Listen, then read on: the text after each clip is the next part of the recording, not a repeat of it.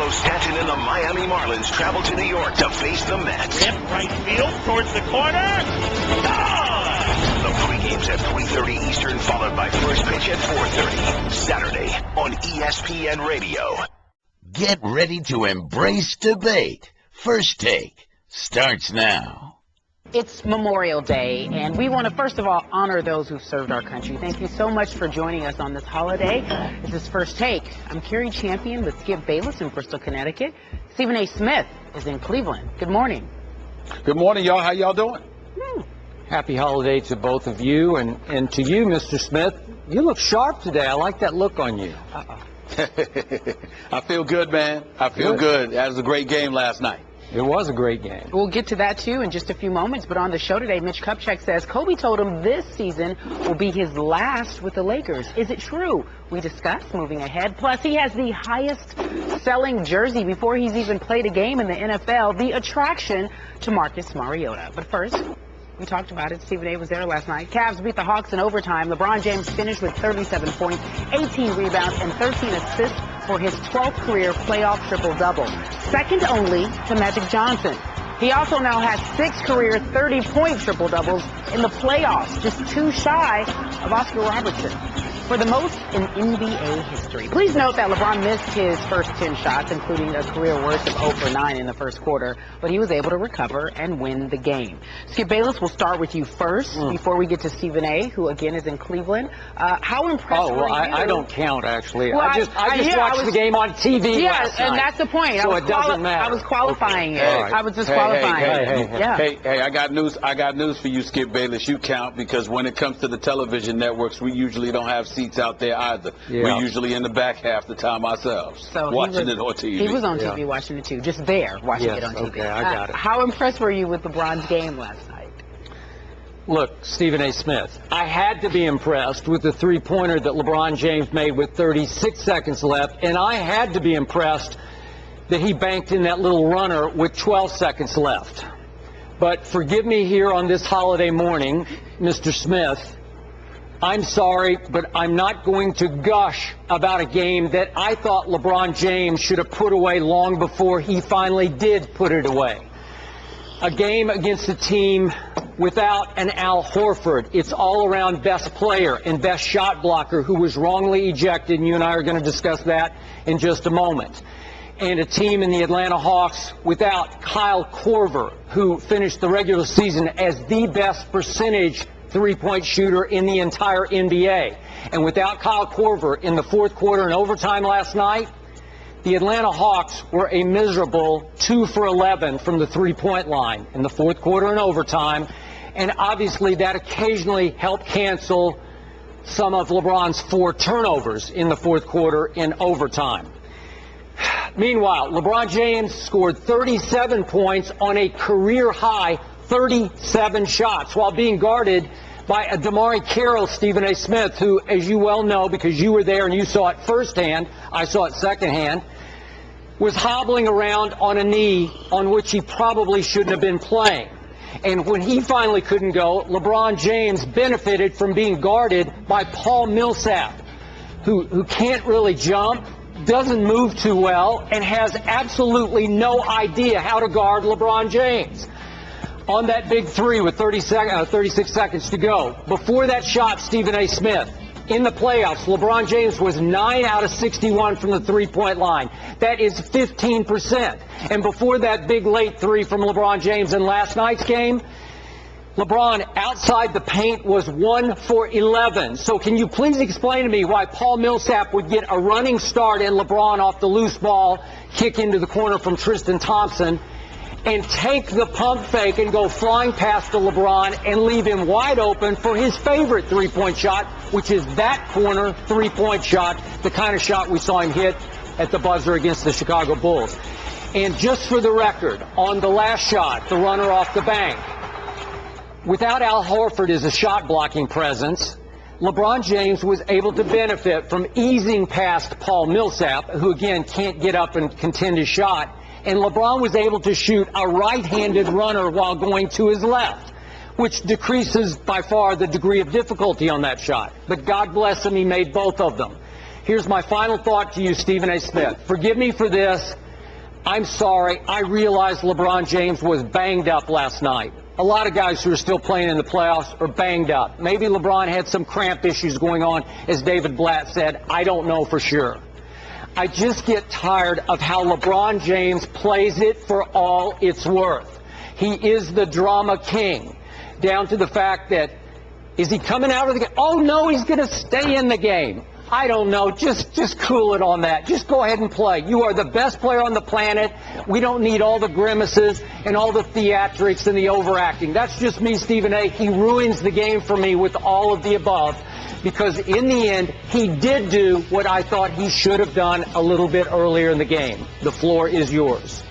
But when you say he ruins it for you, you're engaging in a little bit of hyperbole there. It was obviously a very, very good game, a very exciting game. You got to tip my caps to the Atlanta Hawks for coming out and playing the way that they did and being as feisty as they were.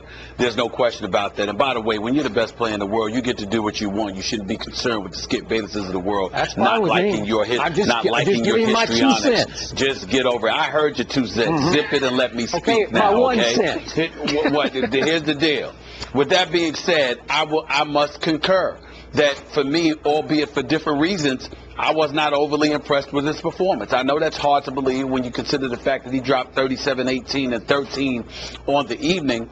And I want to take a moment to give LeBron James a lot of credit, because he did have 8 offensive rebounds. He did. That's about effort. That's about being down there battling. That's about understanding when you miss your first 10 shots of the game, when you miss all 9 of your shots in the first quarter, that you've got to figure out something different to do in order to help your team win a basketball game. And considering the fact that he played 47 minutes, that indeed he was cramping up. We know it's not a joke. We know it's not fake. This is a guy that cramped up when, San Antonio basically tried to fry the Miami Heat out of San Antonio, for crying out loud. Hold on just a second. Well, why didn't anybody else cramp up that night when they were being fried? He was the only player on the floor who cramped. Hold on. That's not the issue. The issue is, was he cramping or not? Not why was he the only guy. We don't know what he's doing with his body or to his body. Unless you're trying to say that he was faking cramping, that would be a different discussion. No. But as long as you legitimize the fact that he did have those cramps, then it's not open for debate as to why that happened. The fact is that he had cramps. And if you have cramps in an NBA Finals, you can have cramps at any other time, because if the adrenaline is ever flowing, it's going to be when literally a championship is on the line. So I know he wasn't faking. You know he wasn't faking. He just happened to be the one that catch cramps when nobody else did. So be it. But in the end, what it comes down to is that, to me, LeBron was missing shots that he normally wouldn't miss. More importantly, he was turning the ball over on too many pivotal occasions, and I was quite surprised by that. In the end, it was a Herculean performance in terms of his effort. We can't deny that. But in terms of his level of production, I have seen LeBron James play a better basketball game on many, many, many other occasions. So for me, I just look at it differently. He deserves a lot of credit. He's the best player in the world. We understand that. But, Skip, just to give you some insight, when I watch basketball at this stage of a season, I don't just look at the individual game. I foreshadow. I look ahead. Looking at Golden State Saturday night, watching Cleveland Sunday night, I found myself saying, there is no way in hell the Cleveland Cavaliers are going to beat the Golden State Warriors if LeBron James plays like that. That's true. So you've got 37, 18, and 13. Mm-hmm. And I'm telling you right now, you could come to me and tell me that LeBron James would average that. 37, 18, and 13 over a 7-game series against the Golden State Warriors. And based purely on the manner in which those numbers were accumulated, I am telling you that would not beat the Golden State Warriors. The LeBron that we saw in Game 2 in Atlanta, that's different. The LeBron that we saw last night in Game 3, that would not be good enough to win a championship. That's how I look at it. So I just look at it from the perspective that, all right, you won the game, but I wasn't overly impressed, because I've seen LeBron James look a hell of a lot better. Okay, I'm with you. Projecting to Golden State, it's going to be a whole different animal for LeBron and company. What he can't get away with against Golden State is going 14 for 37. Again, a career high 37 shots. Now, the stat that always leaps off the page to me that I do embrace, that I do honor are the assists. If LeBron can have 13 assists a game against Golden State, and maybe half of those assists are three-point shots by JR or whoever else is going to shoot them, Dellavedova. Yeah. Whoever's going to shoot them, Shumpert for that matter. They're all making them. James Jones. That will keep you in the game. And I thought LeBron James was masterful on Friday night when he just assisted the other team, the Atlanta Hawks off their home floor in Game 2. I've said it, and I'm going to say it again, just to keep this objective and balanced. LeBron James, when he decides to be, is the best point guard in basketball. I don't see anybody even close to him. You can give me Chris Paul, but at 6 feet 9 inches tall, LeBron can see everything that Chris Paul can't see at about 6 feet tall, and he's just got the gift, man, the gift of vision and anticipation, unlike any I've seen since, obviously, a Stockton, a Magic, Jason Kidd had it, obviously, but he's got that gift. So that's the gift that keeps this team afloat to me. The 18 rebounds last night, you would agree with me. Atlanta is a short basketball team with Al Horford on the floor. You're right. They are. They're just small. Yeah. And all of a sudden you take him away. Again, their leading shot blocker during the regular season. It should be a field day for LeBron James, and it helps him get the offensive rebounds that he got. Like I said, let's not nitpick. What I mean by that, Skip, is that you're not wrong with what you're saying, but that kind of stuff can happen to anybody at any particular moment. I think the biggest element to peel from LeBron's experience is not how he performed in the game on its face. It's recognizing you're lucky it was the Atlanta Hawks. Because if it were the Golden State Warriors, that's not going to cut it. That is true. To me, that's the big part to peel from all of this. You look at the Atlanta Hawks, even though Jeff Teague went ballistic, okay, and played really well. Sheldon Mack came off the bench, was hitting his perimeter shots. DeMarre Carroll was moving well, even though he was limping noticeably and considerably after the game. While he was in the game, he had a lot of energy. He was trying to push it, and he was really running pretty well, considering what he had just went through just a few days earlier. But in the end, just looking at Atlanta, you knew that they just didn't have enough to close. They didn't have that scoring punch. And you just marvel at the job that Budenholzer has done, because when you look at the squad, there's simply no excuse for them to be pushing the Cavs into overtime. There's no excuse for them to win 60 games during the regular season, to be the #1 overall seed in the Eastern Conference. Budenholzer has done an outstanding job and deserves a lot of credit for it, because in the end, much respect to them. They are really good players. But there's not one single individual on their squad that you look at and see greatness.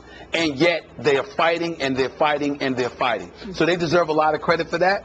But at the same time, you look at LeBron, and it's like, okay, that's not going to cut it. I looked at Tristan Thompson. His effort in the first half, he was a different player in the second half. In the first half, he looked like he was asleep. This brother wants his money. I strongly suggest that he doesn't go out there looking like that in the first half of NBA Finals games, okay? You look at Moskov. He could have been more assertive. You look at J.R. Smith. He could have been more accurate.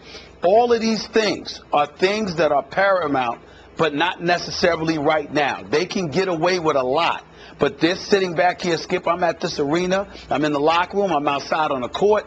And to a man, every single one of them is hyped, and they're confident because they're assuming Kyrie Irving will be back and ready for the finals, because they know you're going to need him if you're going to win the chip, because last night's effort, as miraculous as it may have been, in the end, it's not going to cut it against Golden State. It is not going to be good enough.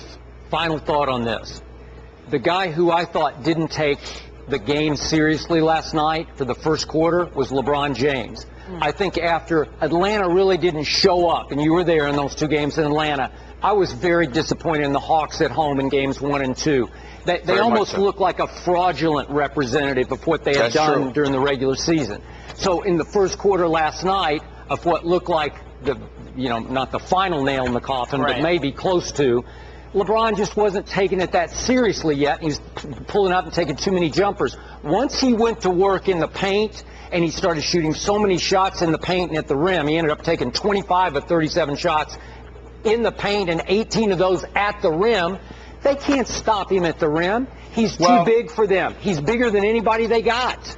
Yeah, but that's a literal analysis, and you're right about it. But what you have to take into consideration, Skip, is that this is Cleveland. Let's not ignore nostalgia, all right? Let's not ignore the impact of a home crowd, particularly when you consider the fact that this is your first time back in 4 years. And regardless of what they showed you for the home opener, regardless of what they showed you during the regular season, LeBron James came back to deliver a championship to the city of Cleveland, in Northeast Ohio. And this city has not had a champion since Jim Brown was playing football in the 60s, man. And so when you're LeBron and you come back, even though you didn't guarantee that it would transpire this year, and you're looking at yourself literally being 2 games away from an NBA Finals, ultimately fulfilling what some would term a prophecy, all of a sudden you come to this home crowd. There is absolutely, positively nothing better. I was telling Bill Bellamy last night, that Bill Bellamy, the comedian, no matter what, no, I was telling for the audience, I know you know him, but the point that I'm trying to make to you is that I was telling him, no matter what he has seen, he's talking about taking his son to a Warriors game. I said, that home crowd is electric. It is something special. But if I had to put, Skip, a second place crowd at the, right now, it would be Cleveland. This place is buzzing, man. And if you're LeBron, you might have gotten caught up in all of that. Stephen A, knowing that you're about to close them out. You might have gotten caught up in that. Is he from Cleveland, Bill Bellamy? Well, I don't remember. I didn't ask. He was here last night, though. He was here last night. Okay. Watching it where? With you? With the media? No, he wasn't watching it with me. We were chilling afterwards at Shaq's party. Oh, okay. Yes. Shaq. I actually know Bill Bellamy too. Believe it or not. Yeah. He was on the show. We had him on the show. Yeah. That's right. Oh, he says hello, by the way. Did you ask Shaq why he was flirting with Ernestine on Twitter, by the way? You didn't ask Shaq, did that? I don't think he saw that. I didn't ask Shaq. I don't ask Shaq such questions. Shaq flirts with everybody. Yeah. And then he walks around and he starts pimping like, look at my suit. Look at how good I'm looking right now. I mean, he needs help from time to time. Some days are better than others. He lacks consistency with his wardrobe. But that's something for TNT to deal with. I'm not going to mess with him about that. Shaq did tweet right after our show the other day that Ernestine is actually his woman. And I said, Shaq, you are the best analyst on TNT, but you're wrong about one thing and one thing only. Which is what? Ernestine. Ernestine belongs to you. Yes. Okay. Thank you. All right. Speaking of TNT, well, I love him, but I don't know if he's the best. I don't know if he's better than my boys Kenny and Charles. Right. Well, I don't know that. I do. On TNT tomorrow night. Looks like a sweep for Cleveland. Before we get to that, though, let's talk about the ejection. Al Horford ejected. 34 seconds remaining in the second quarter of the game. Horford was assessed a flagrant 2, tossed from the game. Horford and Dellavedova got tangled on the floor while scrambling for a loose ball. And as Dellavedova was rolling on his right knee, Horford brought his right arm down hard, as you can see right there, hit his head. The official took several minutes looking at the play on a video monitor before ejecting Horford. Horford says Dellavedova went for his legs. Let's listen. You think he's a dirty player? He plays hard. He's a player that plays hard. He's a competitor. We're out there competing. But he's got to learn. He's only been in this year for a couple of years or whatever, but he's got to learn that, at the end of the day, it's a big brotherhood here. Guys look out for each other, and I don't think that it was malicious, but he's got to learn. I'm boxing him out. He's pulling my left arm down. I'm trying to stay off, and he's just pulling me down. So, the tape's there. All right, Stephen A. A lot of our fans obviously are on Twitter and follow you, so we read your comments on the ejection, but explain, should Horford have been ejected? Absolutely not. I feel adamant about that. And although I'm sure the officials, try very, very hard to do a great job, and obviously they're incredibly influenced by their superiors in the NBA league office, this is a playoff game. The Atlanta Hawks are fighting for their playoff lives. And to sit there and eject Al Horford with 34.3 seconds left in the second quarter for that play was utterly ridiculous and incredibly unfair to the Atlanta Hawks organization, to that team, to Atlanta Hawk fans all over the place. You don't do that. Listen, here's the deal with Dellavedova. LeBron James is absolutely right, so is Iman Shumpert and his teammates when they sit there and say, you know, they don't believe he's a dirty player. He's not intending to hurt anybody. I truly believe that is true. But he is very reckless. Our very own Antonio Davis, NBA, ESPN analyst, uttered that. Al Horford said the same thing. Various players were saying the same thing. And, of course, the Cleveland Cavaliers are going to come to the aid of their teammate because that's what you should do. If I were his teammate, I would be saying the same thing that they're saying. But in the end, he is reckless, and he is irresponsibly reckless as far as I'm concerned. And if that upsets LeBron James, I am here to ask him to simply get over it. You are entitled to feel the way that you feel. You're the king. You're his teammates, but damn it, we're not you. That's what we're looking at. He's reckless. Now, he's from Australia. You're down there playing rugby and stuff like that. Maybe there's a different brand of ball that you're accustomed to doing. But when you saw, for example, when the Kyle Korver injury took place, Skip, usually people just might dive headfirst trying to get the ball. What they don't do is roll over the way that he did on Kyle Korver's ankle. When he went down yesterday, yes, Dellavedova is absolutely right. He was boxing out Al Horford. He was not trying to hurt him per se. But then when he got put down and he fell down on his behind, you could see his upper body unnecessarily leaning back towards Al Horford's knee, which is what prompted Al Horford to sit there and hit him with that elbow. Now, I want to give Al Horford credit because he could have easily decided to elbow Dellavedova right upside his head, but he didn't do that. He just sat there and dropped it on him to send a message. This is something that you can't do. Of course, it warranted a flagrant foul, just not a flagrant 2. You want to give him a flagrant just to let him know, look, we're watching y'all, and you can't do something like that. And I think if you want to look out for the player and the well-being of the player, Skip, not just the player who you caught throwing the elbow, maybe you should have assessed technical fouls to both of them. That way, you're setting the stage for Dellavedova to monitor and watch what he's doing. If LeBron and everybody else wants to talk about it being a brotherhood, LeBron is right.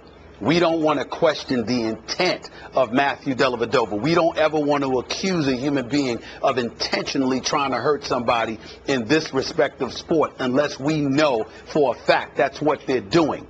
But when you have limited skills, all right, and you're basically a shooter, and people look at your overall skill set. You play hard defensively. You're exceptional at denying folks the basketball on defense. You're exceptional at being an irritant, per se. If that's your M.O., then these kind of things fall in line with it, which makes it appropriate to call you reckless. And when you're talking about recklessness, and you're talking about these players and their livelihoods being on the line, there's an unwritten code, Skip. You monitor and watch out for the lower extremities because those are the kind of things that can either compromise or flat out end careers. You monitor that stuff and you make sure you don't do it. LeBron knows that. Iman Shumpert knows that. All of those players know that. And Matthew Dellavedova needs to learn that. I am not saying that he is intentionally trying to hurt anybody. That would be wrong and irresponsible. But he is excessively reckless because people give him a lot of props for him being an irritant. But he's also a strong little dude who's very physical. And sometimes that can lead to people getting hurt. And they have a right to bring attention to that. And I think considering all of those things, you don't eject Al Horford for that. You give him a flagrant run and you let him stay in the game with their playoff lives on the line. I think it was wrong to eject him. I am so with you and then some on this one. It's been a while since I got more angry over something I saw during an NBA game as I got last night after what I saw in this game. Not only the ejection, but what caused the ejection. And let me ask you this first, Stephen A. Smith. You covered this league. I've been watching it for a long time. Has Al Horford ever been accused in any way, shape, or form of being a dirty player? Never. Isn't he as clean a liver as there is in the league, as good a guy? So, to me, the referee crew has to take that into account, keep that in some perspective, because I did not see him throw his elbow down at Delly's little head. I saw him just crash down on him just to send a message. The elbow did not it didn't strike Dele above the neck and into the head area. He just sort of fell on him. And I had no problem with that. If they had just called technical fouls both ways, I would have been fine with it. You don't have to even go flagrant one for me to be fine with it. And that play on Kyle Korver, Stephen A., the more I look at it, and this was my first reaction when I saw it, it was so reckless, it was flat out dangerous, because you don't see that happen very often. And Kenny Smith talked on TNT last night about the brotherhood that is the NBA. You just know there's an unwritten rule. You protect each other when push comes to shove. And he did not protect a Kyle Korver who had his right leg planted. And obviously he goes crashing into it. And now Damari Carroll says that Kyle Korver is going to need ankle surgery. We're not sure about that. But it was bad. At first I thought it was his knee. And let me say this. If you look carefully, Al Horford very niftily and quickly yanks his foot away, his right foot. If he had got caught flat-footed as Dele fell backwards, he might have been looking at an ACL tear. That is reckless and dangerous. And again, you say, well, we don't know if he's a dirty player, but I consider both those dirty plays. Just dirty plays. I don't know. He hasn't been around enough, hasn't played enough to become a dirty player. We also saw him, obviously, against Taj Gibson with the leg lock. That was just sort of gamesmanship. I'm not going to throw that into this category. But those were two extremely dangerous plays, one of which cost Kyle Korver maybe 6 months of rehab. One of the things that listen, when I listen to LeBron come to his defense, LeBron was right from a literal perspective. He believes in his teammate. He believes he knows where his teammate's heart lies. I'm going to take LeBron at his word, because I don't believe there's a classier superstar than him. Well, sure. But where I disagree with LeBron is that, what if it was your opponent that was doing that? What would you be saying? I see guys going at LeBron all the time, but what they do is they hack him. Very rare in the day do you see LeBron getting hit in his lower extremities. He doesn't. I'm talking about where guys are diving for stuff, going towards the knee or the ankle. Yep. LeBron knows good and damn well that if he had an opponent that was doing that to him, he might lose it. And this is the man that is ultimately always composed, because LeBron is very cognizant of remaining in the game and helping his teammates and not letting a lesser player sit there and compromise him to the point where he could end up getting out of a game. But I dare say that even LeBron, who is ultra cool under the most duress, most duress in terms of circumstances like this, I dare say that LeBron might lose his cool. Because when you talk about the knees and you talk about the ankles, look, man, you don't have to have rules in place. It's an unwritten code. Just like he said, it's a brotherhood. Matthew Dellavedova, just because he's a part of the NBA doesn't make him a part of the brotherhood. Being a part of a brotherhood is also being like-minded. It's understanding that you think alike and that you have the same sensibilities and the same sensitivities to certain situations. You don't lose sight of that. And that's what this guy is doing, because he does play reckless. And to me, understanding that and knowing that, the NBA has irritated me to no end, because it has gotten so incredibly soft. We are so mindful of making sure that we avoid fisticuffs that every little thing is just psychoanalyzed. Skip, they're going through reviews, man, and reviews are taking all game long. It's like, what the hell is going on here? It's slowing up the game because of how long it takes them to go through these reviews and to make these decisions. And to sit there and to have Al Horford, a member of the Atlanta Hawks, arguably the pivotal member of the Atlanta Hawks, with them playing the way that they played, can we definitively say Atlanta loses this game last night if Al Horford is in that for the second half? I mean, it's just, I don't like it. I don't like it. It wasn't fair. Up to that point, Al Horford had made 7 out of 10 shots already. Yeah, that's 14 points in the first half? 14 points, 14 rebounds at that moment. Okay, gentlemen, again, the game tomorrow, TNT, 8:30 Eastern. And we also want to add that Al Horford being the class act, we talked about Kerry? it. Hold on one second. Al Horford said that he was disappointed in what he did as well, if we didn't add that. Go ahead, Stephen A. In fairness, looking out for one of our colleagues, Skip, Reggie Miller, calling the game for TNT, was getting vilified for pointing out what you and I just pointed out. To those people out there, y'all are blind. Y'all don't know what the hell you're talking about. You ain't watching the same game. Because what he saw is the same thing Skip Bayless saw, is the same thing I saw. And if you're open-minded and fair-minded, you'd admit it. It was absolutely right to call out Dellavedova on that. After Houston played well in 2 close losses to Golden State on the road, Coach Kevin McHale expected a lot from the Rockets in Game 3 at home Saturday night. Instead, the Rockets fell behind early and could not recover in a 115-80 loss. In Game 3, the Warriors used Harrison Barnes and Andre Iguodala as the primary defender on 12 of James Harden's 22 plays, holding him to 1 of 9 shooting, while Dwight Howard had 14 points and 14 rebounds. How disappointed were you in the Rockets' performance on Saturday night, Stephen A?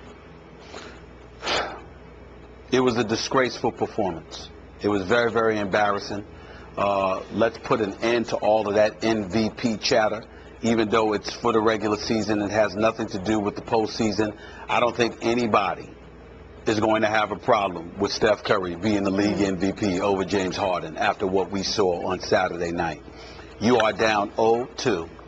You still haven't had a game on your home court. You have an opportunity to protect your home court to even up this series because a Western Conference title and a berth to the NBA Finals is at stake, and you lay that kind of egg.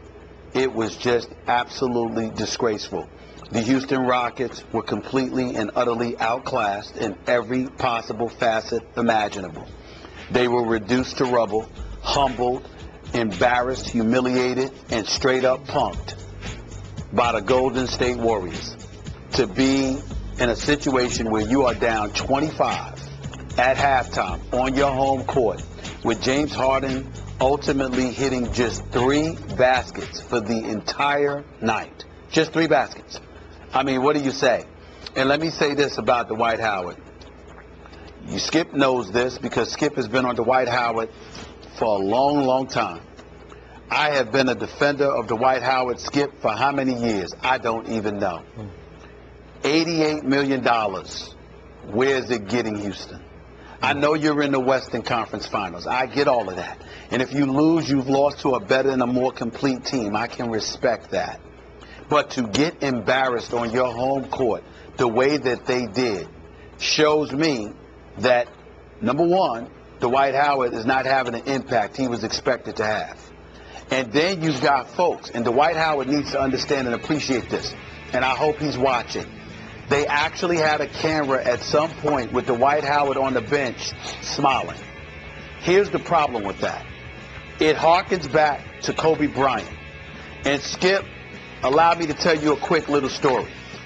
You know that Kobe Bryant and Shaquille O'Neal have sort of rekindled their relationship. They're fine now, rather. They're just fine now. Well, let me tell you why that is. It wasn't because of something on Martin Luther King. It wasn't because they pick up the phone and talk to one another privately. Do you know when everything changed? Everything changed when Dwight Howard arrived in L.A. Because one day, Kobe Bryant called Shaquille O'Neal, had Shaquille O'Neal come to the back room where the Lakers locker room was. And at that particular juncture, they had a conversation and essentially just apologized to one another, et cetera, where Kobe Bryant, according to my sources, flat out told them, I didn't know what I had. Because this guy right here, talking about Dwight Howard, and he was questioning how much winning was a priority. And one of the things that Dwight Howard has to recognize, I believe he still has a great impact. He can still make a big difference. But he has disintegrated and regressed to a point where people are looking at him and wondering how bad he wants it and how committed is he truly to being great. He's got to step up in Game 4. They've got to push this to a Game 5 series, just for, if no other reason, to garner or regain the level of respectability they had coming into this series. This was an embarrassing and a disgraceful performance, and they should be ashamed that they got beat down and rocked the way that they did. Steph Curry put on a show. That's true. But his show alone is not why they lost by 35. That was a collective beatdown. They should be ashamed of themselves. And I don't want to hear a damn word about H-Town. I don't want to hear that from a person in Houston again. I really, really don't. I want to thank you for what you just said about Dwight Howard. I second those emotions, and I third them, and I fourth them. And I appreciate the story you told about how it took Dwight Howard to put Shaq in the right perspective for Kobe Bryant, because he did miss him at that point when he saw what Dwight couldn't bring to the table. I did think you're a little bit hard on James Harden just off this one game, because he was special in games 1 and 2 at Golden State. And he was a close second in the MVP. I still have no problem with that. I thought Steve Kerr or whoever on the staff came up with the idea to go with Harrison Barnes as a change-up defender on James Harden, threw him off early, at least in the first quarter. And then I'm going to borrow maybe my favorite Stephen A. Smith expression here to say what happened in this game. Stephen A. Smith, they got their hearts snatched right out of their chests by this young man by the name of Stephen Curry, who, to me, Stephen A., has become like a one-man Harlem Globetrotters. I don't know if you're old enough. Did you ever see the Globetrotters in person by chance? Or they? Yes, I did. Okay. Yes, I did when I was about 9 years old. Thank you. I also saw them when I was about 9 years old, and that was long before you were 9 years old. They were magic. They put on a show. They did things that I thought no human could ever do.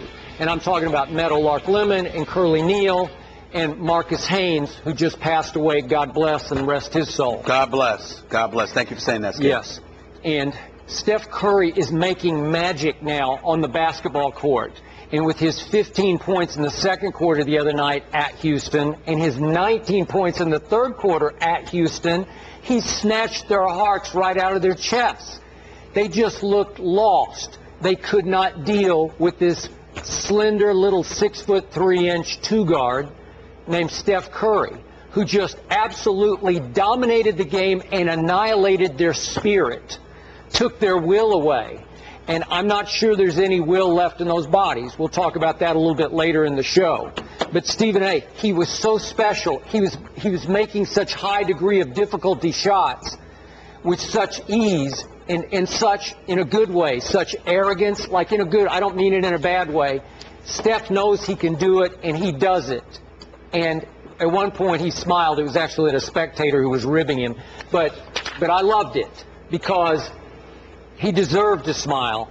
And again, I can't condemn Houston, but I can elevate Steph.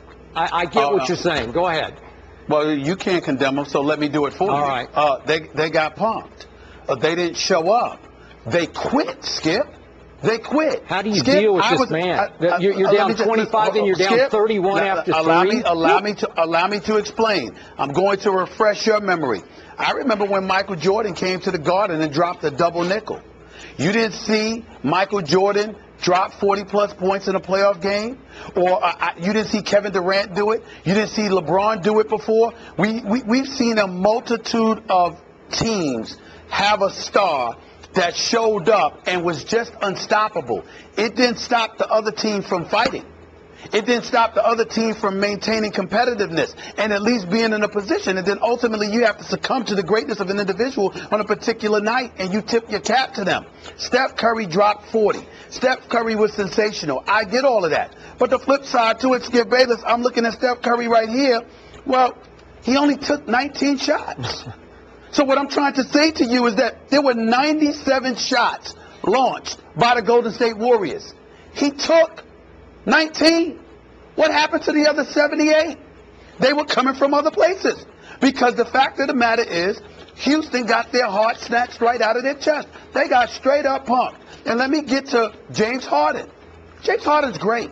James Harden is phenomenal. James Harden is an all-star. He's going to be a perennial all-star. The way he's playing, he's going to be a future Hall of Famer. As far as I'm concerned, he's the best off-guard in the game of basketball. This brother's the truth. He's the real deal. But his sensitive self always gets upset when he gets called out for exactly these moments that never change. When they were down in Game 6 and it looked over against the Clippers, where was James Harden? He was on the bench. They were losing. Okay. They came back without him. Not to take credit away from what he did in Game 7, because I saw what he did. But when your back seems to be against the wall and you are desperate for somebody to stop the bleeding, that's when you're looking for him most. And it's when he's hardest to find. When you're competitive, he's right there with you. You know, when you're winning, he's the reason you're winning. But when you're bleeding, when you're hemorrhaging, and you need somebody to step up and to just stop it, to doctor that wound, and to help you live for another day, it's usually another number that's being called. And that's what I'm saying. Here's my problem with everything you just said. Go ahead. I had little to no expectation for the Houston Rockets. I picked the Warriors to sweep, and I told you on camera earlier in the playoffs, my Spurs would have swept the Rockets because they have a lack of basketball heart. There's not that bedrock of basketball heart. But my point to you is then what's the problem? Because what I'm doing is validating your proclamation. That's what you said. I had no didn't believe it. expectation. Hold on. I thought they would win in 6. I thought the Warriors would win in 6. You called for a sweep. I'm sitting here highlighting for you why it looks like a sweep. So what you disagreeing with me for? I'm validating what you said. That's what happened. And as far as it goes with Dwight Howard, listen, Dwight Howard, I believe in Dwight Howard. I believe in James Harden more. That's why I call on James Harden, because I expect more from him, because I believe he is a superstar talent. I believe Dwight Howard is a star caliber force. The problem is you got two guys. When the moment calls for it, I'm not talking about when you win it. I'm not talking about when it's nip and tuck. I'm talking about when you're hemorrhaging. When you need somebody to stop the bleeding. Neither one of those dudes step up. And that's what I'm saying. So to me, if you want to get to another level where you ultimately capture a championship, James Harden, where you ultimately capture a championship, Dwight Howard, you got to show up on nights when Steph Curry is dropping 40 and make sure that if we lose this game, it's because of Josh Smith or Corey Brewer or Jason Terry or the fact that Patrick Beverly is gone. It can't be because you two don't show up either. That can't happen. That can't happen. Not when you're talking about greatness. It cannot happen. There we agree. All right, so Skip says he picked the Spurs. Excuse me, not the Spurs. That was a Freudian slip. It's okay. The Rockets to I did pick the Spurs to lose. You started. picked the Spurs to sweep the Rockets. Geico presents Strange Savings Stories. Astronomers detected an interstellar transmission. It stated, Geico, 15 minutes could save you 15% or more. The implications were staggering. Was the cosmos telling us we could all save hundreds on car insurance with Geico? Or did their radar merely pick up a signal from the nearby Rufus and Clyde's morning show? We may never know. Geico. 15 minutes could save you 15% or more on car insurance. According to the Tennessee Titans Director of Finance, Stuart Spears, Marcus Mariota's jersey currently ranks as the NFL's top seller in May.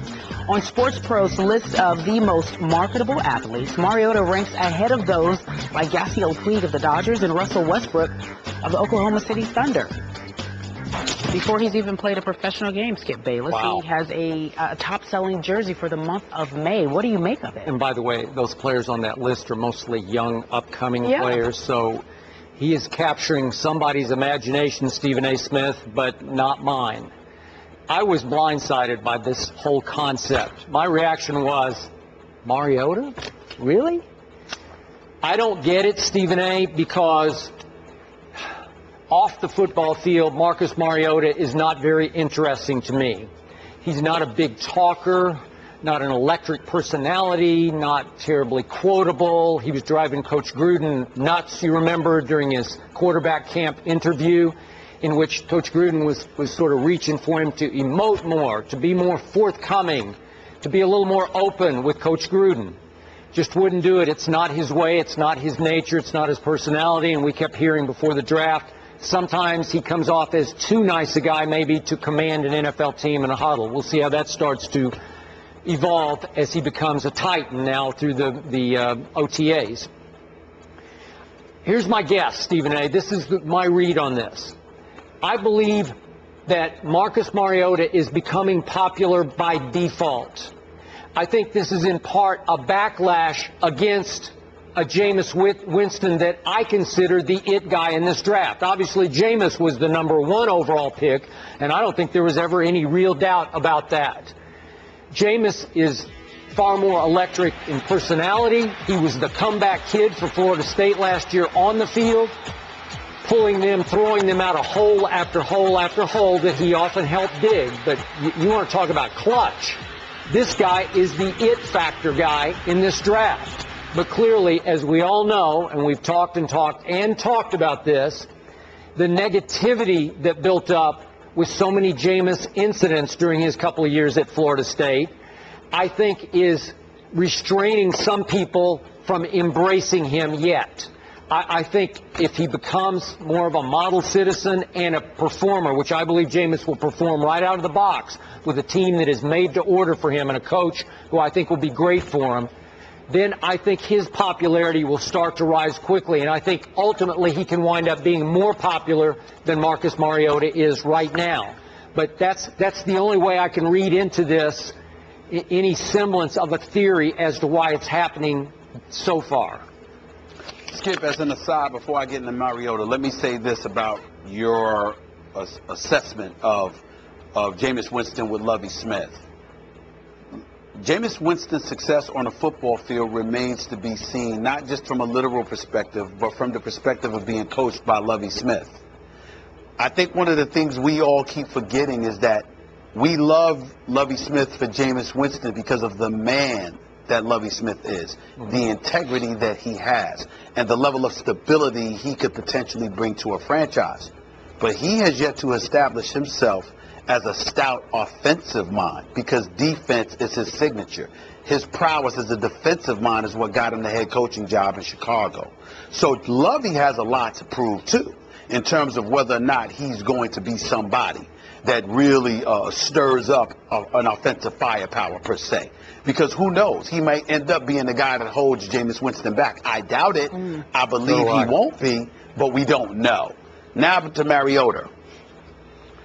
I'm not surprised, but more importantly, I applaud the American folks and beyond, anybody who's buying his jersey and anybody who thinks so highly of him. I think this is good for Mariota. I think this is good for the game.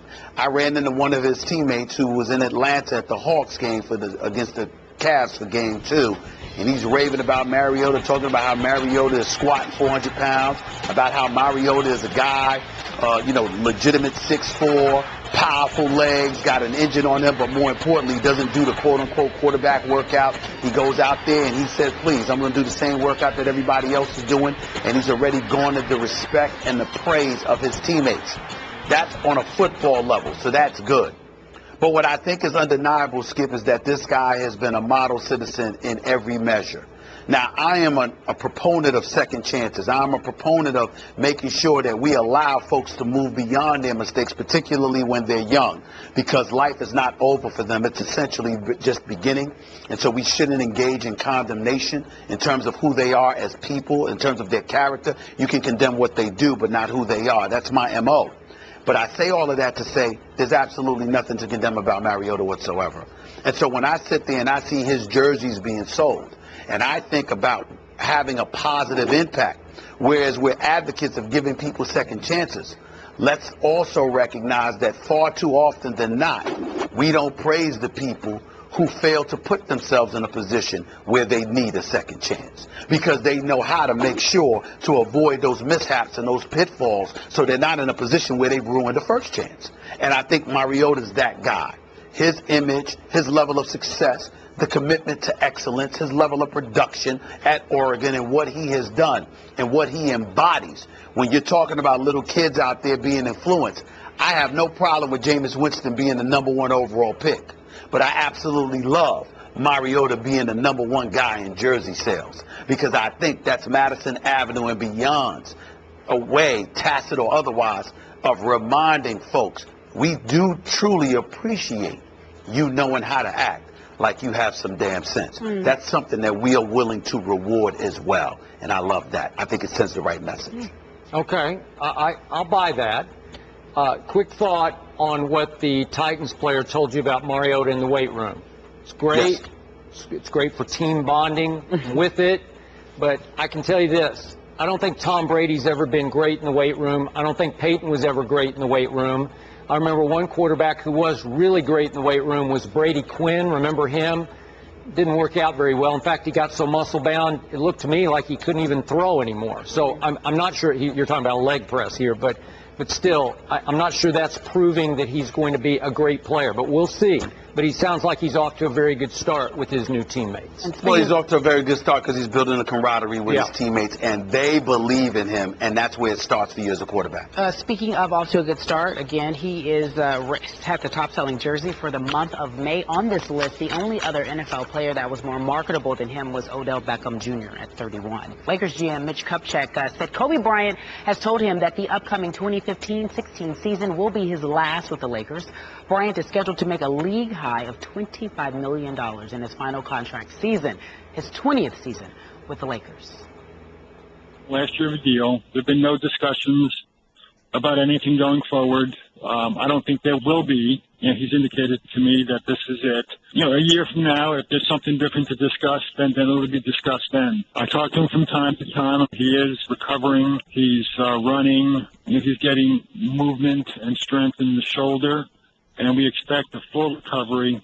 But, yeah, he's much closer to the end than he is to the beginning.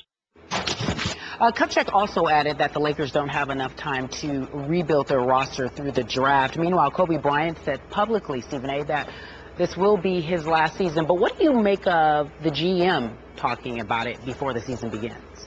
Well, when I first heard Mitch Kupchak speaking, it kind of rubbed me the wrong way. But in fairness to Mitch Kupchak, it wasn't about Mitch Kupchak. It was about something similar that he had echoed a little more than a year ago at the behest of Jim Buss, who hides better than CIA officials, to be quite honest with you. So it's one of those situations when I look at the Los Angeles Lakers, I still believe that they're a franchise devoid of the level of appreciation they should have for Kobe Bryant. Kobe Bryant has told me on several occasions that next year will be his last. And I have every reason to believe he's telling the truth. Over the last 2 seasons, there have been 164 regular season games. Kobe Bryant has played a grand total of 41 of them. He has missed the last 123 of those 164 games.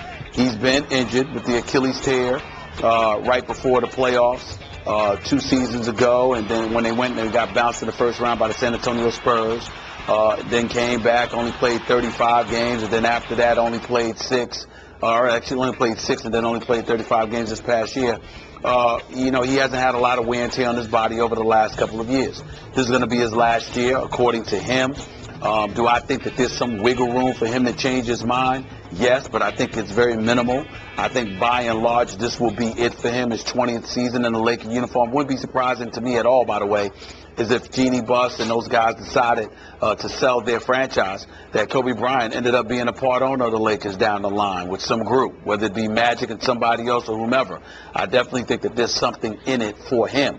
But outside of that, just looking and listening to Mitch Kupchak, I think about Jim Buss, and I think about the fact that they come across as a franchise that's essentially saying, you know what, we're planning on him leaving after next season, and we're planning on moving forward without him, and we don't know how receptive we will be if he decides that he wants to stay on a little bit longer. I just get that air. It's not verbiage that they've used literally, but I get the impression listening to them, their tone, their tenor, knowing them the way that I do, you just get the impression that that is how they have felt. And as far as I'm concerned, if they have that attitude towards Kobe Bryant, you know what? They better look for a new place to live. Because if Kobe Bryant decides that he wants to stay with this franchise, who is as dysfunctional as they come right now, they're the West Coast Knicks as far as I'm concerned. No John Black, I'm not talking about the whole Lakers organization, because John Black, my man, would get on me big time for saying that. I'm talking about Jim Buss. Until he goes, as long as he's there, as far as I'm concerned, the Lakers are dysfunctional, because he's dysfunctional.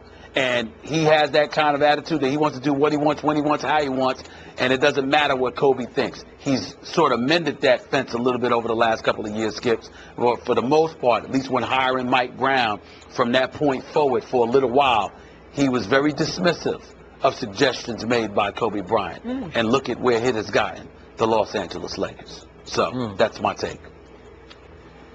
I'm not sure I'm I'm with you on all this. So help me, walk me back through this. So we just heard the sound from Mitch Kupchak, and I thought it was pretty fair and even-handed, saying that, sounded fair. Like, that's how it is right now, but if after this coming basketball season, if Kobe wants to sit down and discuss another year, then that will be discussed at that point. So he didn't slam the door on Kobe for 2 years more.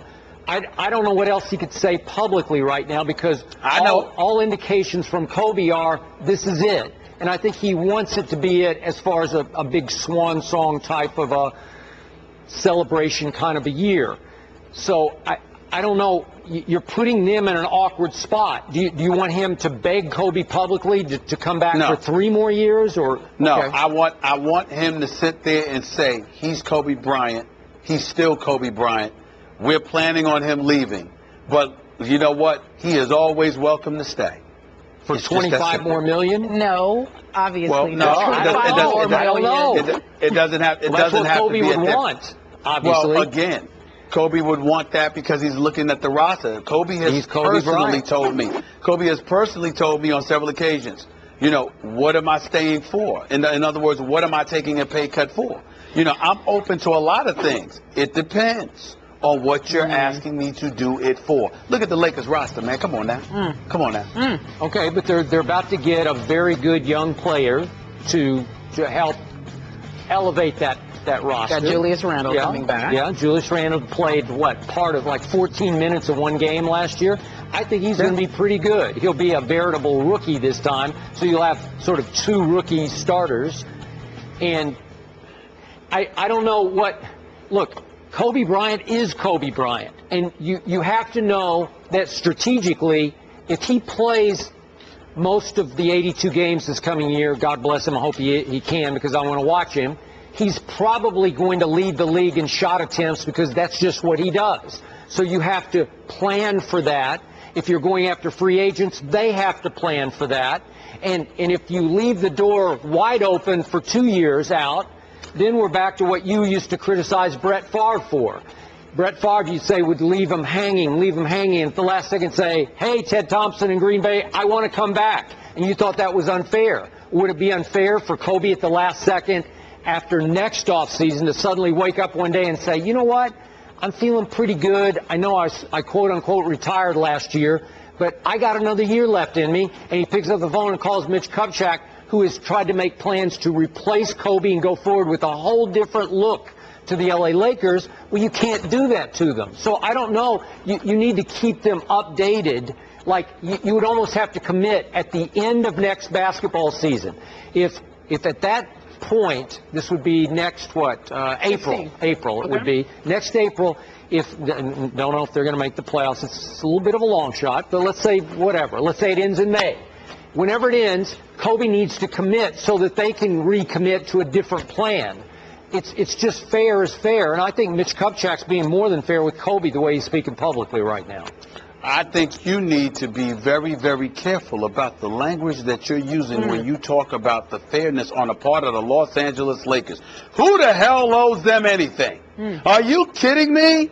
Are you kidding me? You've got a virtual mom and pop shop taking place in the second largest market in Tinseltown in Hollywood. These are the Lakers we're talking about here. And you sit up there and you allow Jim Buss to infiltrate this franchise and contaminate it like a virus running through there? Are you kidding me? By the way, he was an executive under his father, and they were winning championships. Please, everybody, he didn't do it. Listen, he had a title because he was the son. Hey. That's it. You think Dr. Buss? Yeah. Dr. Buss had him working? Are you kidding me? Hey, trust me on this. Stop it. They were the Lakers before Kobe Bryant was even born. Trust me, they were a big deal. That's right. You know why? Because of Jerry West. because of Kareem, because of Magic, because of Jack Can't Cook, and ultimately Dr. Bus, and then somehow, some way, some dude named Jim Bus, okay, comes out of nowhere, you know, comes out of some hole in the wall, wherever they found him, all right, and just contaminated the franchise. This is the problem. I want to hear this. Oh, the Lakers. You don't owe the Lakers anything until Jim Bus is out of there. Jeannie Bus, if she's being honest, you know, if she's being honest, Jeannie Bus needs to sit up there and fire her brother. She did say something for you, Stephen A. She said that her brother is on year 2 of a 3-year plan. He got one more year to get it right. She said, I'm just saying, I believe her this time. She said to tell you guys that. Kerry, she also said that if they did not do something this summer in free agency, especially since they didn't do anything last summer, well, then that would be that. I'm sorry, Kerry, that's not a year. That's a couple of months from now. I think they're going to do something this summer. We'll see. We still have time. We still have time. Also, she adds, just on balance, that they, in terms of selling that franchise, I know you heard that. She said the way that her father set it up, there's no way that they could actually sell it. But that's what she's saying now. So it was a title that was once reserved for Larry Bird, but for the second year in a row, our own Mark Jackson is insisting that LeBron James is now the greatest small forward of all time. Jackson made the comments during the game on Friday night, I believe, game 2. So let's ask the fellas, starting with Stephen A. first. LeBron actually grabbed his 12th career triple-double now in the postseason, Stephen A., trailing only Magic Johnson. So do you agree with Mark Jackson, the greatest small forward ever? Yes, I do. Now, before I go any further, let me spare my man Skip Bayless, because I know he's about to have a conniption, if not a flat-out heart attack. He might not recover. No, I'm not. You know, I know how he feels about his boy Larry Bird. Under no circumstances am I saying that I would take LeBron James over Larry Bird in the clutch. When you talk about to close a game, particularly whether it's from the perimeter or the free throw line, I mean, come on now. I know better than that. This is Larry Bird we're talking about here. This is Larry Bird, who some would say deserves to be on the Mount Rushmore of NBA greats. We all know that. I'm just thinking in terms of 48 minutes per night over 82 games, and the first 46 minutes of a game, et cetera, at 6'8", 6'9", 250 pounds, locomotive coming at you, capable of defending all 5 positions on the floor defensively as well. I think when you look at the total arsenal, the total package, I definitely believe that LeBron James is the greatest small forward to have ever played the game of basketball. I don't believe he's the greatest shooter, obviously. He certainly isn't the greatest clutch player. And if you want to say that that disqualifies him, I can't refute that, because Larry Bird, very few people in this world compare to Larry Bird. But Larry Bird never affected the game defensively to the degree that LeBron does either. It's both ends of the court. It's a total of what goes into the equation. You know, ball handling ability, being willing to play, or ability to play all 5 positions on both ends, offensively and defensively. That is LeBron James. He can guard point guards. He can play the point. He can be a shooting guard, certainly not as good as Bird, or a shooting forward, certainly not as good as Bird. But he can score just like that, because he can go to the hole. He can rebound. He can defend. He can pass. He's the total package. And that is why I would pick LeBron James. Wouldn't be in the clutch, but overall, he is the best small forward the game has ever seen. For the record, I am not, could I have my camera, please? I am not about to have a conniption fit, as my friend Stephen A. Smith just predicted I would. For the record, from my heart, and I lived through this even more than you did, I was a little bigger Magic fan than I was a Bird fan, so he doesn't really qualify as my boy. But I will defend him on... Here's what's funny about what you just said, which was actually very even-handed and fair. And you almost swayed me a little bit there, because clearly, if we're just talking about in the clutch, I'm going to hang in here with Larry Bird till death do I die. Because I've already seen too much from LeBron being unclutch that it's hard. I feel like in my head, and this could be completely unfair, that he is permanently disqualified from this argument against Larry Bird. But I value, as you know, basketball intangibles. The greatest competitor in the history of sports to me, the mentally toughest competitor, was Michael Jordan. But on one rung below Michael Jordan belongs Magic Johnson and Larry Bird. Now, they faced each other in 3 NBA Finals, and Magic won 2 out of those 3. I can make a case to you, Mr. Smith, that Larry Bird would have won 2 more rings if not for the presence of Magic, and obviously with Kareem and Worthy and Byron, we can go on and on, Michael Cooper. Those were great teams that Larry's great team kept running into for those 3 finals. But he did win those 3 rings, and he did win 3 regular season MVPs. And clearly, he was a much better shooter than LeBron from the free throw line or mid-range or three-point, however you want to do it. He just was a much better shooter than LeBron James. So if we're talking about on-court leadership, winners intangibles, killer will, I'm going to take Larry every time over LeBron. But I'm here to admit to you today, LeBron has matured to the level where it's getting closer and closer. And I do not disagree with your points just on pure talent, just the locomotive that is LeBron James. And he has improved his shot so much that I'm now willing to accept the argument. In the past, I would just laugh. I would have thrown a conniption fit. But LeBron is playing better in the clutch now, though he's not Larry Bird. And he's become such a dominating force that I have to accept the argument now. So I don't condemn you, and I certainly don't condemn our Mark Jackson for continuing to bring it up. And when he brought it up late in the game 2 the other night, Friday night, Cavs at Atlanta, his point was, like, he put it in the context of, I'm sorry, but I got to go out here now. I've got to say even more definitively that the greatest small forward ever is LeBron James. So again, I get that. I'm going to argue with it. I'm going to disagree with it, but I'm definitely not going to laugh at it anymore because LeBron has earned the right to be in this conversation with Larry Bird. Well, he's earned the right, but more importantly, Skip, in order for a clutch situation to exist, you have to get there first. And one could argue that there are very few individuals in NBA history who have been better at getting you in a clutch situation than LeBron James. Yep.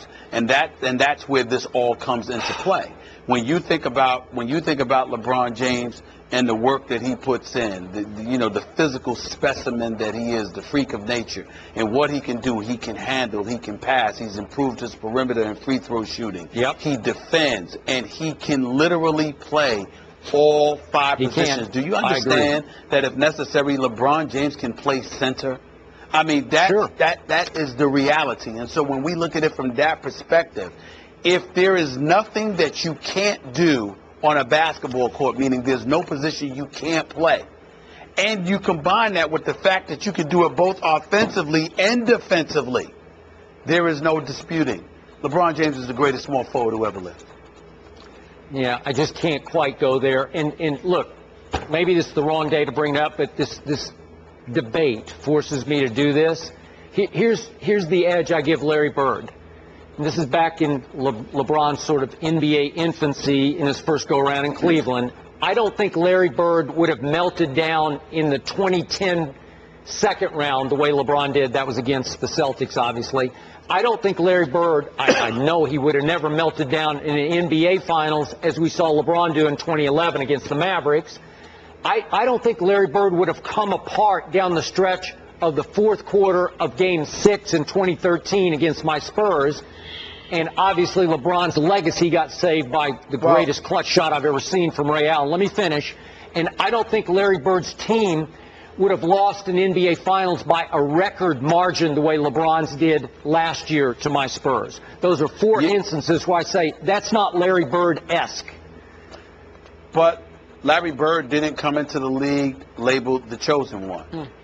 Larry Bird, as great as he was at Indiana State, he did not come into the league labeled the chosen one. Larry Bird didn't come into the league playing with relatively unestablished and unproven coaches, GMs, etc. Larry Bird was brought into the NBA by Red Auerbach, the great Red Auerbach, okay? Larry Bird had a Kevin McHale. He had a Robert Parrish. He had a Dennis Johnson. He had a Danny Ainge. He had a Gerald Henderson. Even the ultimate cheerleader in ML Carr. He had my man Cedric Maxwell. He had a crew of dudes. And by the way, even though he went up against somebody as great as he was in terms of mentally, back then the game was different, Skip. It was a bunch of rough riders. You had to be a rough rider just to get any kind of props and respect. You weren't protected and cushioned and pacified and coddled by the league. So ultimately, you didn't have to come into a league where you were soft and knew how and had to learn how to get hard and get harder. You ultimately adopted that from your very inception into the league. If you roll into an atmosphere that's rife with hardcore cats, you have to be that way to survive from Jump Street. It emboldens you or elevates you or ultimately shrinks you to rubble to the point where you can't even recover from that. This game, in this day and age, is far, far different. And sometimes you don't know that rough rider tendency until you're confronted by it and it smacks you in the mouth. That's what happened to LeBron James. If LeBron had come into the league under the same conditions Bird had come in, who knows what LeBron would have been, as opposed to having to learn it along the course of his career. Major League Baseball on ESPN Radio. This season, the Mets have been a tale of two teams. One of the league's best at home and one of the worst on the road. Towards the corner. This weekend, they'll be at home at Citi Field facing the Marlins. Will their home field domination continue, or will Giancarlo Stanton lead Miami to a road win? The Mets and Marlins. The pregame's at 3:30 Eastern, followed by the first pitch at 4:30. Saturday on ESPN Radio and the new ESPN app. Pro Football Hall of Famer and Dallas great Roger Staubach doesn't care for the new Cowboy, Greg Hardy. He says, I wouldn't really enjoy being in the locker room with someone I knew was a domestic violence person. That's how I feel. I would have had a hard time with a teammate that you look at as courageous, tough guy on the football field to abuse a woman in any shape or form. There's just no excuse for it. See, Bayless, strong words from him. Yes. How do you feel his words, if in fact, will have an impact on the Cowboys? Carrie and Stephen A., these words are going to reverberate around Cowboy Nation. I think they're going to have a strong impact among many Cowboy fans, short-term and long-term. And I think ultimately will make it a little harder, if not a lot harder, for Greg Hardy to win over a lot of those fans in Cowboy Nation, especially in the Dallas-Fort Worth area where Roger Staubach now lives and works. For those in our viewing audience who don't know this, Roger Staubach, at least to me, greatest Dallas Cowboy ever. Roger Staubach, to me at least, most respected Dallas Cowboy ever.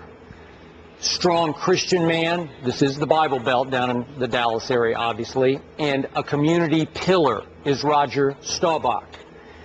And he has been, for the most part, the #1 Cowboy ambassador, at least publicly supporting almost every move Jerry Jones has made. Always supporting Tony Romo, to me, almost to a fault. Roger obviously being a former great quarterback himself. So, Stephen A., I was a little surprised at this. Now, personally, as I told you when they signed Greg Hardy, I agree with Roger on this. I wouldn't have done it. And obviously, I don't have to play with Greg Hardy.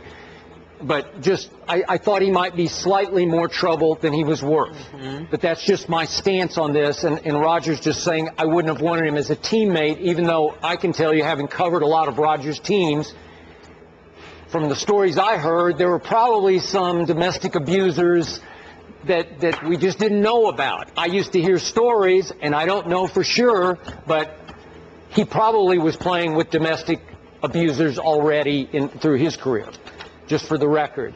But I was surprised that he stepped out and made that comment against Jerry Jones and his decision, and I think it's going to make it pretty tough on Greg Hardy to reestablish himself as a new Dallas Cowboy.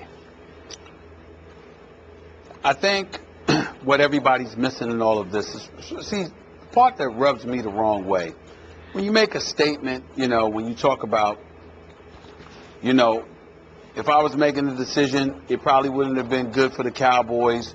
He's talking along the lines of how he wouldn't be pleased with having somebody in your locker room like that. Well, who the hell would? I mean, if you have not committed, I've never committed domestic violence. Skip, you've never committed domestic violence. I wouldn't want to work with somebody that I knew was guilty of domestic violence. I wouldn't. But so that's understood. Now that we get to that point, now we have to get to the next point. And that is this. Do you not believe in second chances? Because unless the person is in jail, if no one wants to hire them, then they become our problem. So to me, in terms of it not being easy, how is it difficult for the Cowboys? It's difficult for Greg Hardy. He's got to fly straight. He better make sure this don't happen again. Better make sure he don't find himself in a position where he's got a bench trial to experience and the judge during the bench trial finds him guilty and he's able to appeal the decision like he was in North Carolina, and then ultimately, you ask for a jury trial and then the witness can't be found, so the case ultimately gets dropped, and then after that you settle with the victim. Okay? That ain't gonna work in Texas. Okay? This ain't North Carolina. This is Texas. You ain't gonna pull that off. But in the end, the problem is his. He's the one that has the problem. I think far too often than not, in our society, those who are not guilty, who are unsullied, who have absolutely nothing to do with such an egregious act, all of a sudden has to worry about themselves. Why? Because I'm an owner and I decide that my pass rush is putrid and it's weak, and I have an opportunity to get one of the elite rushes, the guy considered the Ndamukong Suh of defensive linemen available in free agency. Oh, by the way, I got him week to week because at any given moment I can cut him off because of his domestic violence transgressions after he serves 10 games. So that's already costing him $5.78 million. Those 10 games he's going to miss of that salary Dallas decided to give him. And of the remaining $5.5 million that he's scheduled to get, that's week to week. So at any given moment, you pass gas, I can get rid of you. Yeah. What's the problem? What's the problem? There is no risk here for the Dallas Cowboys. As a society, we have to adopt the mentality that your transgressions are not mine. If I work with somebody who has committed domestic violence, that ain't on me. That's them. And let's make sure we highlight that, as opposed to thinking that everybody gets thrown into the same bowl because Jerry Jones decided to give this man a chance. Jerry Jones is a businessman. He's the owner of the Dallas Cowboys. He is trying to win football games. Last time I checked, over 100,000 people show up every Sunday to come and see his team win football games. He delivered an opportunity for them to win more football games with little to no risk whatsoever, because if this guy doesn't fly straight, if he gets a traffic stop, I can get rid of him. What's the problem? What's the problem? Okay, to your point, I'm sure, and I'm not naive enough to think that it won't be this way. I'm sure that if Greg Hardy comes back in, week 11, and has 6 or 8 sacks down the stretch, that most Cowboy fans will forgive and fairly quickly forget. But I can tell you that in Dallas-Fort Worth, when Roger Staubach speaks, people really listen. So he has now planted some seeds of doubt that will grow in some minds. It will just make it harder on this man to embrace his second chance, to make the most of his second chance. And look, Roger was just saying, I wouldn't want to play with this man. I wouldn't want him in my locker room. I wouldn't want him on my football team. So I'm just a little surprised he said that, because he could have, as the #1 ambassador for the team, he could have kept that to himself. He could have. So you're saying that he's going to have fans will have a hard time They embracing just would trust me. Trust me. I know. I wrote 3 books about Cowboy Nation. Right. I know how they are. And this won't go away quickly, because Roger said he wouldn't want to play with this man. But are you sure, Skip? Are you sure that that's what's going to happen, or is it going to make life harder on Greg Hardy. He has to fly straight and act right. I don't think that people are going to look at Jerry or look at the Cowboys and say, oh, I don't know if I have any love for y'all anymore because of this. I think what Roger Staubach said is going to put more heat on Greg Hardy to fly straight. And isn't that what we want? If you are a domestic abuser, don't we want to make sure that we provide every deterrent imaginable, literal, subliminal, psychological, whatever it takes for you to make sure you never, ever, ever do that again, while also giving you a chance to redeem yourself, because that's what America is supposed to be about. Okay, I agree with you. That would be a very positive, beneficial development from one of these comments from Roger. But the point is, when Greg Hardy tries to operate within the community that is Dallas, Texas, I think people are going to be a little standoffish from him. Wow. I don't know. I'm not from that era. That's interesting. You say that. You got to make amends like Ray Rice did. Do your due diligence. Again, Greg Hardy missing the first 10 games. He will be back presumably week 11. The Warriors are now 11-2 this postseason and have won 6 straight games since falling behind 2-1 to the Grizzlies in the conference semifinals. It's tied for their longest win streak within a single postseason in franchise history. The last time it happened for the Warriors was 1947, 1975. And by the way, the Warriors won the title in both of those seasons. Golden State looks as if they are poised to sweep tonight and make their first final appearance since 1975. So here's the question. Does the series end tonight? Stephen A., I'll start with you first. You know, I think that totally depends on what the Warriors want to do, to be quite honest with you. I don't think it's any longer up to the Houston Rockets. I think they've been completely demoralized. They've had their heart snatched out of their chest, and they're done. I said they'd lose in 6. Obviously, that's wrong, because I don't think this. I really don't think this is going tonight. I mean, I'm of the mindset that they could potentially win the night, but that's if the Warriors decide not to prioritize and come to finish them off. I think I look at the Houston Rockets, Skip, as a team that's ready to go on vacation. I really do. I wouldn't be surprised if they made their plane reservations. I ain't gonna lie to you. It's possible they could win tonight, but I'm in no position to pick the Houston Rockets based on what I saw Saturday night. I pretty much think they're done. Probably tonight, definitely by Game 5. But I'm going to say they're going to put the Rockets out of their misery because the Rockets are going to let them. Sounds like you just talked yourself into that as you spoke, which is good. Pretty it's much. Fine. Pretty much. I mean, it's like the series is over. You know, today, you know, Wednesday, who cares? You know, that's how I feel about it because it's such a disappointment. It's such a disappointment based on what I saw Saturday. I hear you. I picked a sweep before the series started, and I'm going to stick with the Golden State sweep tonight. But I do not think it will be easy. And I will remind you and remind everyone else, these Rockets were down 3-1 to the Clippers, and they came back to win. So they did not quit and make plane reservations down 3-1 against the Clippers. Now, bottom line, the Clippers are not the Warriors. So, again, do I think the Warriors are going to fold their tents anytime soon? I do not. But I think tonight will go down to the wire. I do not think it'll be the beatdown we saw in Game 3. James Harden is not going to shoot 3 for 16 tonight.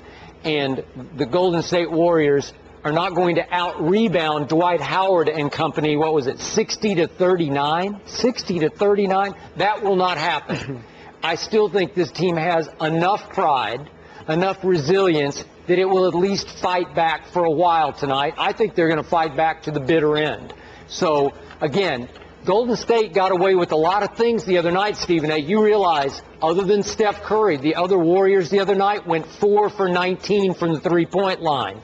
Harrison Barnes went, 0 for 9. Now, he was often guarding James Harden, and whoever gets to guard James seems not to do much on the offensive end, as we've seen with Klay Thompson.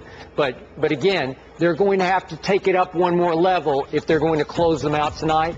I think they will, because in the end, as we saw in Games 1 and 2 at Golden State, I just think that Steph is a little better than James Harden, and I think you'll see that down the stretch again one more time tonight.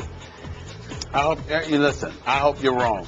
I hope that Houston surprises me and shows up and puts up a good fight and win this game. I really, really do. Because I think Harden is too great to go out like this. I think that Dwight Howard, his star has descended so dramatically. I had people at the game the other day, Skip, telling me he would have been better off staying in Los Angeles. He likes it there in the offseason anyway. And as much of a nightmare as it would have been for him to be dealing with Kobe, because Kobe would have been in his face at every turn, it would have made him tougher. And as a result, he would be more emphatic about winning. He would hate losing significantly more. And as a result, he would exhaust every measure necessary to make sure he didn't find himself in this position. But we haven't seen that as of yet. I saw him exalting the crowd and telling them to get up and let's do this and whatever. But in the end, it didn't amount to much. And, you know, probably because what can you do? I mean, I think the one other thing, Skip, that we forgot to mention this early. You know what the other indictment was against Dwight Howard? Now, granted, Steph Curry snuck in there.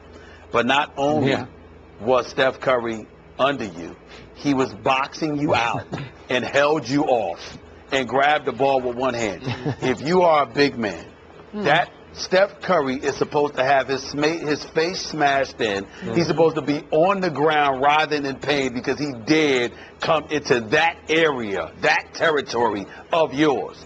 He boxed Dwight Howard out. I mean, talk about a play that's symbolic of how your star has descended. Last quick thought. I fear that Stephen A. Smith's scathing critique of Dwight Howard on today's show will inspire Dwight Howard to have a big game tonight, and I hope that's not the case. Well, coverage of the Western Conference Finals continues tonight on ESPN. Game 4, Warriors-Rockets. Skip says it's a sweep. Stephen A. says he hopes not.